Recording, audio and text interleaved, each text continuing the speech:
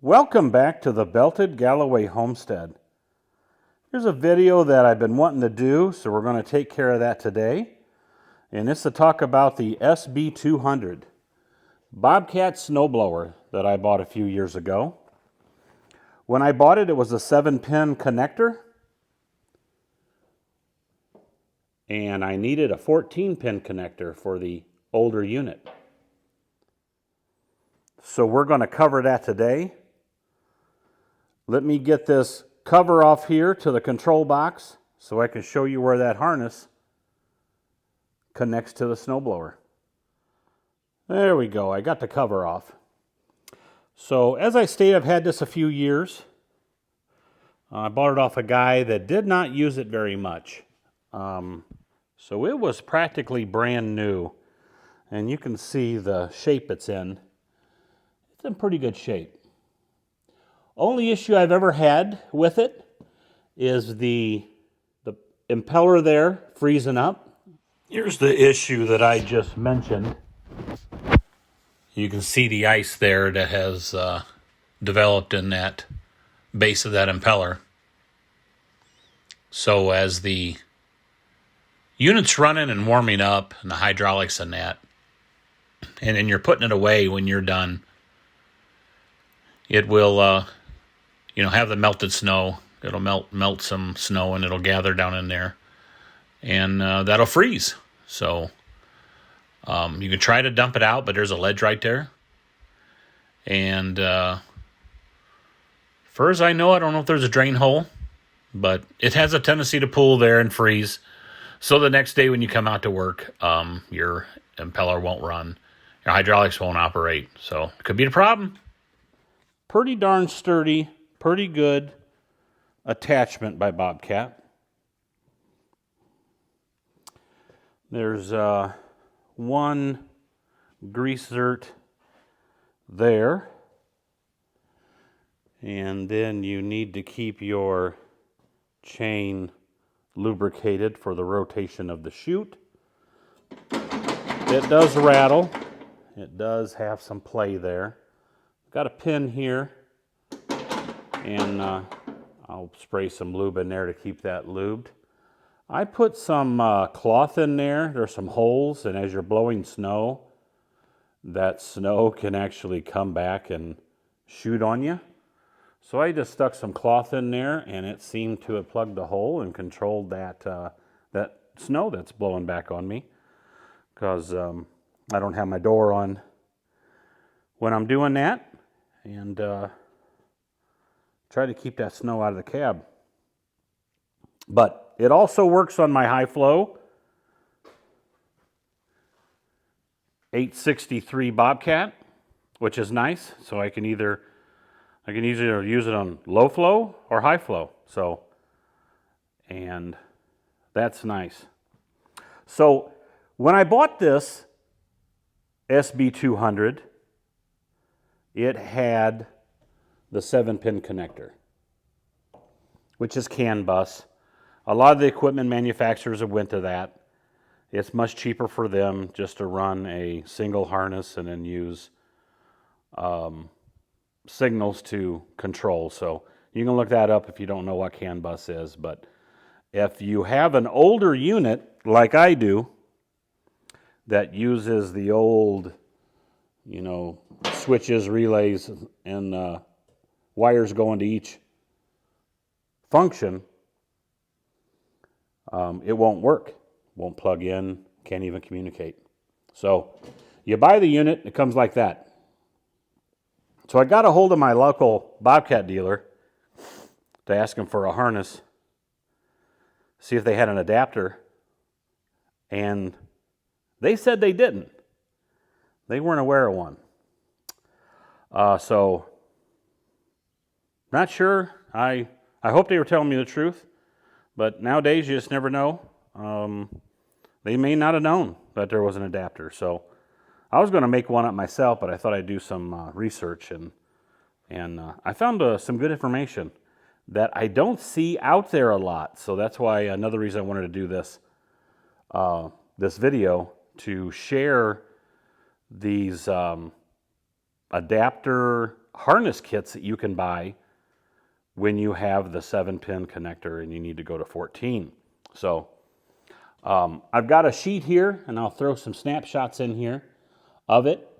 You can see there the sheet instruction number is 6901005, and it is a 14-pin adapter harness kit. And then you look up your attachment type and your serial number, and it tells you what kind of kit that you need. So you can see if you got an angle broom, a soil conditioner, planers, V-blades, stump grinder. Those can be quite complicated. Trench compactor, wheel saw, dozer blades, and depending on the serial number, you come over here and you can see the 14-pin harness that you need. And if you go to page 2, go up here, and then we get into snowblowers, an 1812 snowblower, so on. There's my SB200 snowblower, and then the serial numbers, depending on what you have, that you can get off your plate.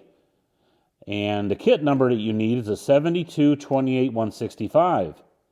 And then you go on down there and you can get into some wider stuff, some soil conditioner there with serial numbers and box blade and that, and you can get a different kit. So they do make, Bobcat does, and also some third-party people make these adapter harnesses to adapt your unit from the 7-pin to the 14-pin. So let me cover that.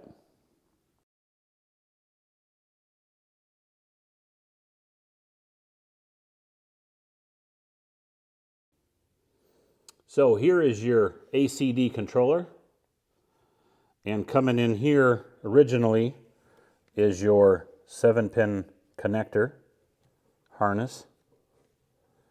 Comes up. You're going to disconnect. I got the instructions here, and I'll throw it up here. I'll throw a sheet up on the page in the video. You're going to disconnect your 10-pin connector and your 2-pin connector.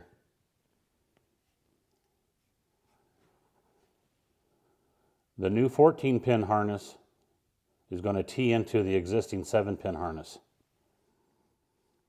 So you're going to see here, I'm not going to unplug anything. I don't want to cause any issues. But this is all new 14-pin harness. Here's your existing harness for your valves. It plugs into that now. And then you got your existing, you got your 7-pin harness here. That's going to plug into the new 14-pin.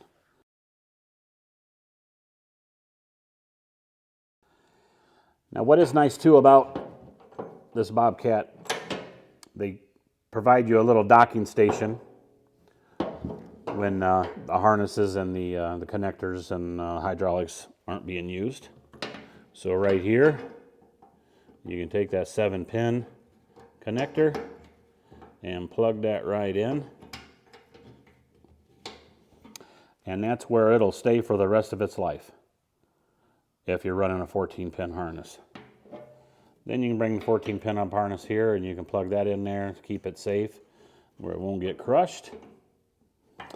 And then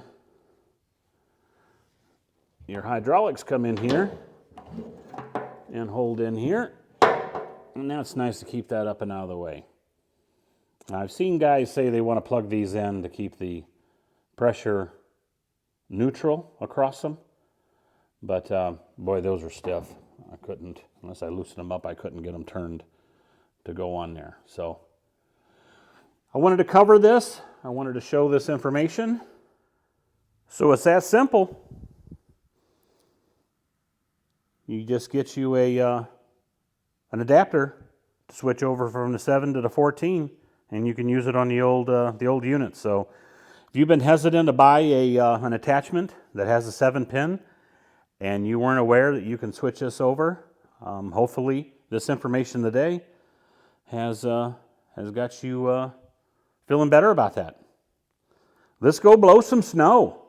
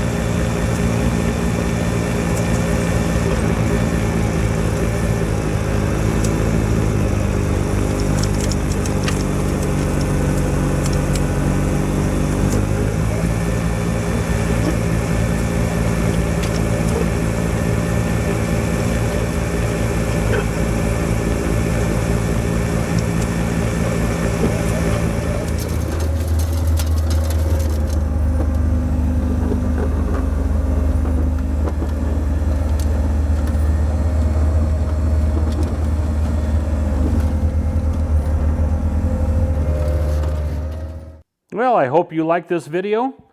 I thought it was good information. As always, please reach out. Give me a comment. Ask me questions. I love hearing from you. Have a great day, and thanks for watching.